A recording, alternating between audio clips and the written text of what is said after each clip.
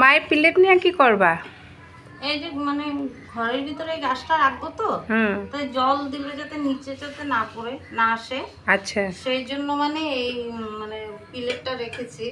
তুমি যখন জল ঢালবে, জল তো দিতেই হবে, কিন্তু একদিন দিলে আবার 10 দিন না দিলেও হয়। এই গাছে নিজের জল টানার ক্ষমতা আছে এই গাছটাতে, তো তাই মানে জলটা যাতে নিচে না পড়ে, ভর হয়ে না আসে তাই।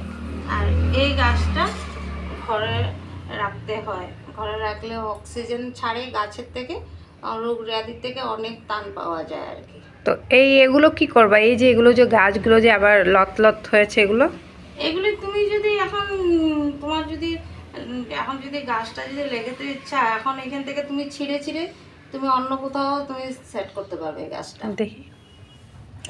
এই দেখো শিকড় বের হয়েছে, নিজে নিজে শিকড় বের হয়েছে।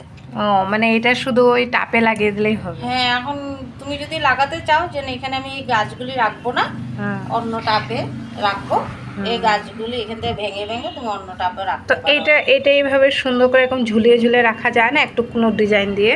হ্যাঁ যায়। তুমি এরকম তুমি একটা যদি বাঁশের কামি, এই বাঁশের কামিটা দাও তো, বাঁশের কামিটা, এই যে বাঁশের কামিটা এখানে রেখেছি এখন আমি, এই বাঁশের কামিটার মধ্যে এই যে এরকম ঝুলিয়ে দাও। আচ্ছা, হ্যাঁ, দেখতে ভালো লাগবে।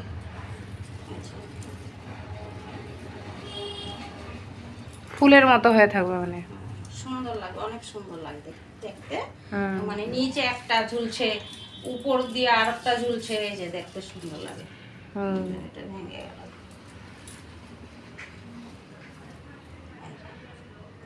তারপর হালকা করে বেঁধে দিলে হয়ে যাবে? হ্যাঁ, এখানে রশি দিয়ে এখানে বেঁধে দিলে এইটা এখন হচ্ছে। দেখতে সুন্দর লাগছে না? নিচে ছাড়ানো ভালো আছে। এই যে একটা এখন ভেঙে গেল, এখন তুমি চাইলে এটা এখন তুমি লাগিয়ে দিতে পারবে টপে। কার কার গাছ লাগবে বলে দেবেন, কোন কোন গাছটা লাগবে, আমরা এমনিই দিয়ে দেব, বা তোমরা এসেও নিয়ে যেতে পারো। যদি সামনে থাকে তবে তো